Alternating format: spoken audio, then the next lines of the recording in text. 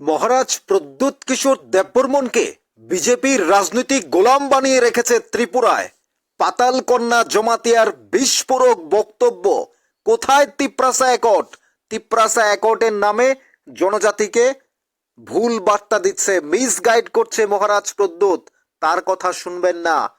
পাতালকন্যা জমাতিয়া মহারাজ প্রদ্যুৎ কিশোরের বিরুদ্ধে বিস্ফোরক বক্তব্য শুনুন। এই মুহূর্তে রাজ্য রাজনীতির সবচেয়ে তুলপাড় চলছে পাতালকন্যা জমাতিয়াকে ঘিরে, যিনি দিল্লিতে অবস্থান করছেন এবং একের পর এক বিজেপি এবং তিপ্রামথার বিরুদ্ধে বিস্ফোরক অভিযোগ করছেন। একের পর এক অভিযোগগুলো অত্যন্ত গুরুত্বপূর্ণ, কারণ পাতালকন্যা জমাতিয়া তিনি কয়েকদিন আগেও বিজেপিতে ছিলেন। এখন বিজেপির বিরুদ্ধে, তিপ্রামথার বিরুদ্ধে, মহারাজ প্রদ্যুৎ কিশোরের বিরুদ্ধে যেভাবে তোপ ডেকেছেন, সত্যি আগামী দিনে ত্রিপুরার রাজনীতির পরিস্থিতি কি হয় সেটা শুধুমাত্র সময় বলে দেবে। পাতালকন্যা জমাতিয়া কিভাবে দিল্লি থেকে মহারাজ প্রদ্যুৎ কিশোরের বিরুদ্ধে বিস্ফোরক বক্তব্য রেখেছেন জনজাতিদের উদ্দেশ্যে, তারই বক্তব্য শুনুন। जनजाति का सेंटिमेंट लेकर पॉलिटिक्स से वोट बैंक खेलते हो, ये प्रोजेक्ट का साथ खेल सकते हो, पतालकन्या का साथ नहीं खेल सकते है। इसलिए प्रोजेक्ट ने जो जनजाति को मिसगाइड करके त्रिप्रासा एक और कहा त्रिप्रासा एक और कौन सा त्रिप्रासा एक हुआ, किसके साथ त्रिप्रासा बात हुआ, वो एक में कौन कौन त्रिप्रासा साइन किया, बताओ त्रिप्रासा का क्या क्या इशू है। ऐसा नौटंकी करके ये त्रिपुरा बीजेपी सरकार innocent people, project innocent people को पॉलिटिकल गुलाम बना रही है। पोस्ट पोजीशन पैसा देकर पातालकन्या को पोस्ट पोजीशन पैसा नहीं देने पड़ते हो। पैसा पोस्ट पोजीशन के लिए पातालकन्या नहीं आया, देखा है पोस्ट पोजीशन के लिए मैंने आया। अब बीजेपी से आने से पहले भी मैंने 2014 से टीपीएफ को चलाया। कोई पैसा है, कोई पोस्ट है, पोजीशन है। सुप्रीम कोर्ट में तीन केस है, एनआरसी, सीएए के अगेंस्ट में केस है।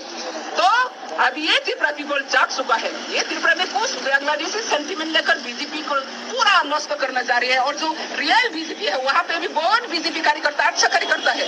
मैं सब बीजेपी को नहीं कह रही है, लेकिन जो अभी बीजेपी चला रहे हैं ये लोग बांग्लादेशी सेंटिमेंट लेकर चला रही हो और बांग्लादेशी जनता पार्टी बनाने का कोशिश कर रही हो। उसको एकट हुआ, किसके साथ त्रिप्रासा बात हुआ, वो एकट में कौन कौन त्रिप्रासा साइन किया, बताओ करके त्रिप्रासा एक और कहा त्रिप्रासा एक कौन सा त्रिप्रासा एक हुआ, किसके साथ त्रिप्रासा बात हुआ, वो एक में कौन कौन त्रिप्रासा साइन किया, बताओ त्रिप्रासा का क्या क्या इशू है।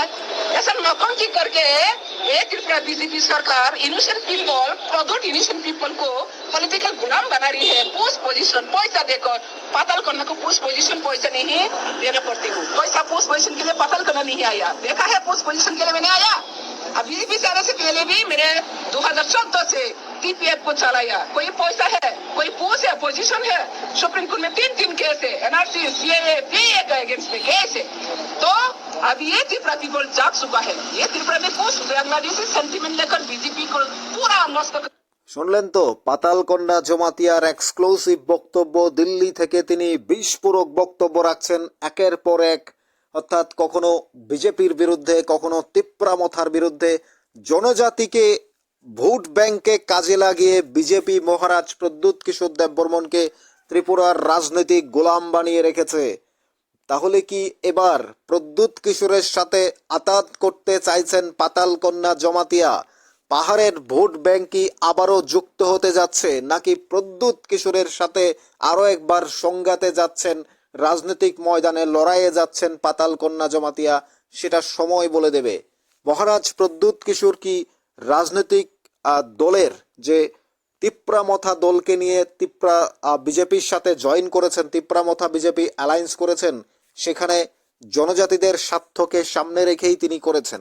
আর পাতালকন্যা জমাতিয়া বলছেন বিজেপি তিপ্রামথাকে রাজ্যের জনজাতির ভোট ব্যাংকে কাজে লাগিয়ে শেষ করছে, প্রদ্যুৎ কিশোর দেববর্মনকে রাজনীতির গোলাম বানিয়ে রেখেছে। তিপ্রাসার অ্যাকর্ড কোথায়, কারা কারা সাইন করেছে? এটা শুধু তিপ্রাসা সাইন করেছে, কিচ্ছু হয়নি। এটা তিপ্রাসা অ্যাকর্ড বলতে কিছু নেই, কিছুই হবে না। বিজেপি হচ্ছে একটা বাংলাদেশের জনতা পার্টি, বাংলাদেশের জনতা পার্টির সঙ্গে তুলনা করেছেন।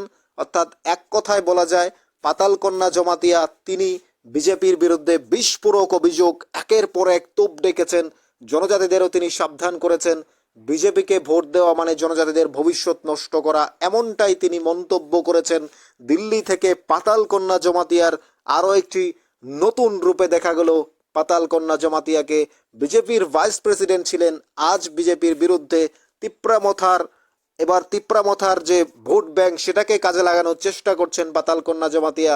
তাই মহারাজ প্রদ্যুতের পক্ষে সমর্থন রেখে আবার কখনো মহারাজ প্রদ্যুতের বিরুদ্ধেও কথা বলছেন। অর্থাৎ এক কথায় বলা যায় পাতালকন্যা জমাতিয়া যে ঠিক কি চাইছেন সেটা হয়তো ভিলেজ কাউন্সিল নির্বাচনের আগেই বোঝা যাবে। তবে 14 লক্ষ জনজাতি কি চাইছেন, পাতালকন্যাকেই সমর্থন করবেন নাকি মহারাজ প্রদ্যুৎ কিশোরের সাথেই থাকবেন? আপনাদের কি মনে হয়? এই যে একের পর এক তোপ ডাকছেন, কখনো প্রদ্যুৎ কিশোর দেববর্মনের বোনের বিরুদ্ধে কথা বলছেন, কখনো আবার বিজেপির বিরুদ্ধে, কখনো তিপ্রামথার বিরুদ্ধে, আবার কখনো তিপ্রামথার সুপ্রিমো মহারাজ প্রদ্যুৎকে সমর্থন করছেন। এই বিষয়গুলোকে কাজে লাগিয়ে পাতালকন্যা জমাতিয়া আদতে কি চাইছেন সেটা বলে দেবে সময়। আপনাদের কি মনে হয় জানাবেন কমেন্টস বক্সে।